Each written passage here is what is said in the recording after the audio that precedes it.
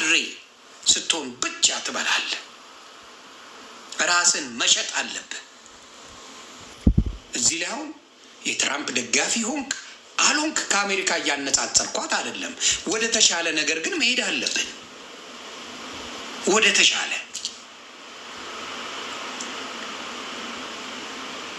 ስለዚህ ያንን ነገር ለማድረግ ሲደረግ ልክ ኦሮሞ እንደተሰደበ አድርገው ዘፈን አሰሩ። ሮጠው ፖለቲካውን አያችሁ። ከኦሮሞ ህዝብ ጋር አጣልተው ከዛ በኋላ ቴዲ አፍሮ ኦሮሞን ተሳድበዋል። ከዛ እንደዚህ ሆኗል ለማለት አይሰድብም፣ አድርጎትም አያውቅ። መሳደብም ለምንድን ነው የሚሰድበው? የኦሮሞ ህዝብ ትልቅ ህዝብ ነው። ስለዚህ አጀንዳ ፍለጋ ዘፈኖች፣ የስድብ ዘፈኖች ይዛችሁ መጣችኋል። የመሬት ባለቤት ኢትዮጵያ የሁላችንም ናት። የዚህ ሰው የሚባል አይደለም።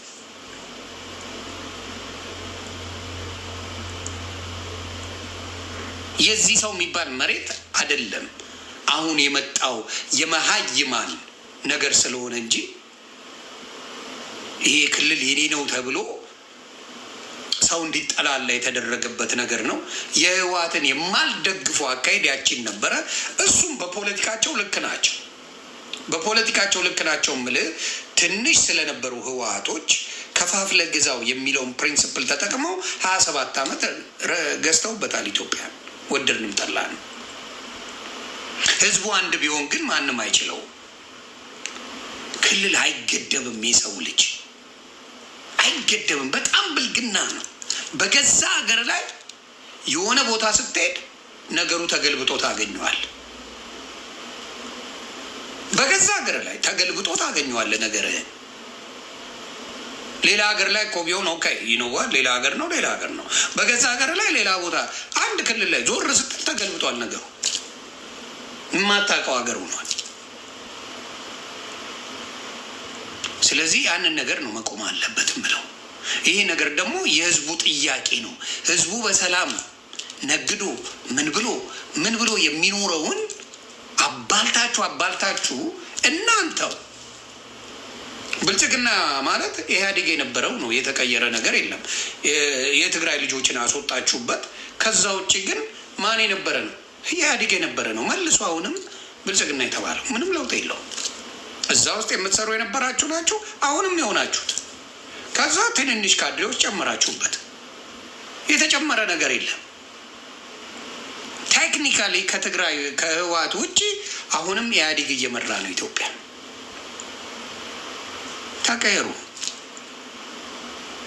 ተቀየሩ። ዶክተር አብይ እውነቴን ልንገር፣ በሌቦች ተከባሃል። ሌቦቹ ወንበርን አያስጠብቁልም። እመነኝ፣ ጊዜ የመጣ ጊዜ ይከድዋል። እነዚህ ሌቦች አጠገብ ያሉት ያስከዱሃል። እመነኝ። አንተ ላይ ኢትዮጵያዊነት ይታየኛል። አሮኖ እኔ የኔን ሀሳብ ነው የምናገረው። አቢቹ ላይ ኢትዮጵያዊነት ይታየኛል። አብረውት ያሉት ጋር ግን ማየት አልቻልኩ። የአውሬ ማዕት ነው የከበበ። እነዚህን በጊዜ ካልሸኘ እመነኝ ነገር ይገለበጣል። እነዚህን በጊዜ ካልሸኘ ነገር ይገለበጣል። አጠገብ ያሉት አውሬና ሌባ ነው። ስለዚህ እነሱ ምንድን ነው 10 ቢኖሩ 20 ቢኖሩ እዛ ቦታ ላይ ከ20 18ቱ ሌባ ነው። ስለዚህ በድምፅ ብልጫ ጨዋዎቹን ያባሩና እነሱ ይቀጥላሉና በእያንዳንዱ ቦታ ላይ እመነኝ ሌቦች ነው ያሉብህ። አብይ ሀገር ወዳድ ነው። በቅርብ የሚያውቁት ከበፊትም ጀምሮ ሰዎች አውርቻለሁ። እግዚአብሔር በሚያውቁት እኛ አብይን ስናውቀው በጣም ምስኪን ኢንሳ በሚሰራበት ጊዜ ሰራተኛ ነው የምልህ። እግዚአብሔር ምስክሬ ነው የማወራ። ኢንሳ በነበረበት ጊዜ ሰራተኛ እያጸዳች አንዳንዱ ዝም ብሎ ነው ወቅ አድርጎ የሚገባው። ሞቱን ይመርጣል። በዚህ ጋር እያጸዳች በዚህ በኩል ዞሮ የሚሄድ ነበር አብይ።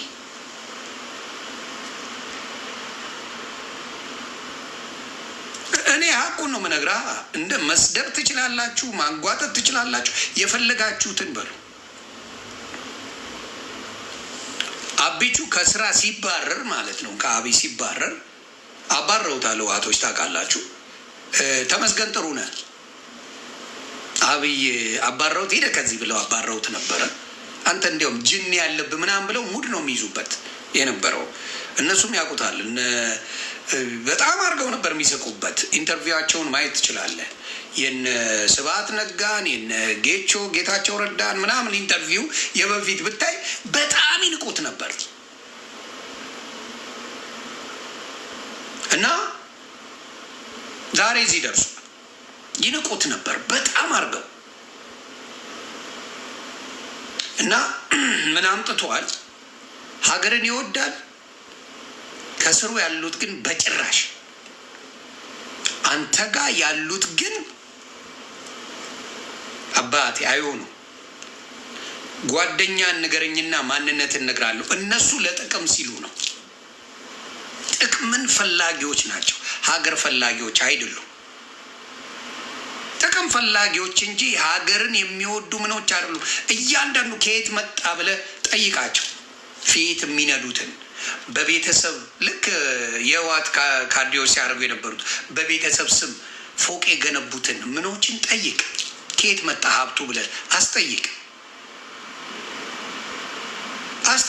የዛ ጊዜ ማንነታቸውን ታውቃለህ፣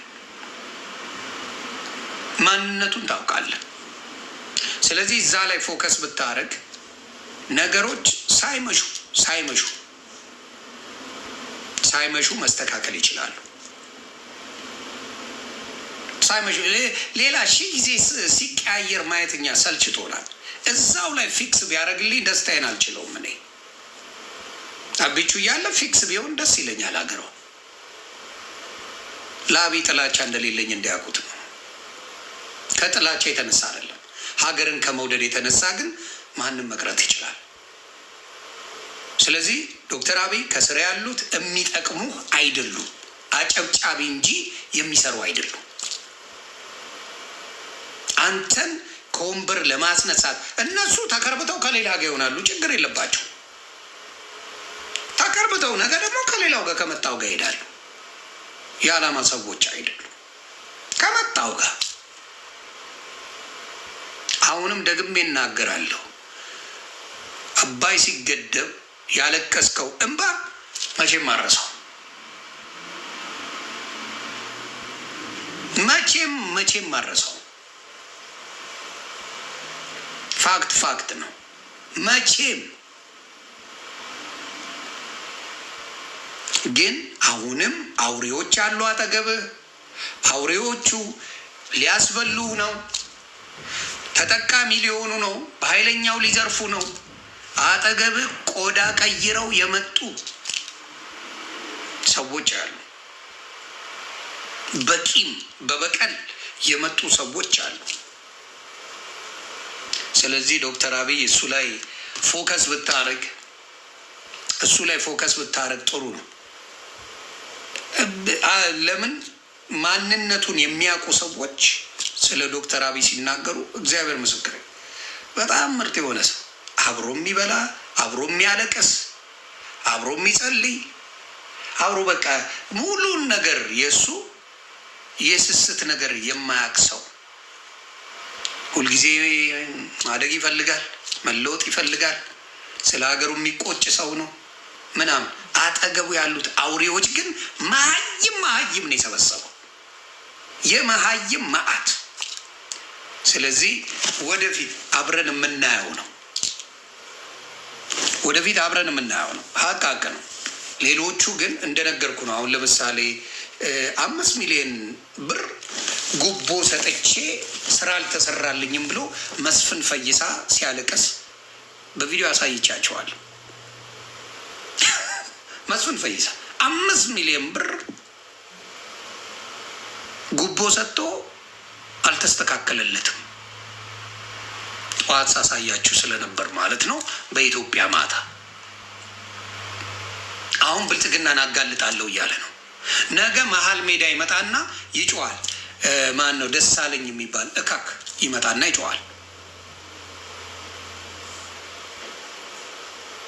አያችሁ የሌብነት ስራ እንደሚሰራ እነ መስፍን ላሳያችሁ። ደግሜ ይቅርታ ላሳያችሁ። 5 ሚሊዮን ብር ነው የሰጠው ጉቦ። ምን ያህል ገንዘብ ሊቀበል እንደሆነ አስበው። 5 ሚሊዮን ብር ጉቦ ከሰጠ ምን ያህል ብር ገንዘብ ልዘርፍ ነው? ንገረኝ እስኪ ምን ያህል ልዘርፍ ነው? 5 ሚሊዮን የሚያስከፍል ጉቦ ምን አይነት ስራ ነው? ይኸው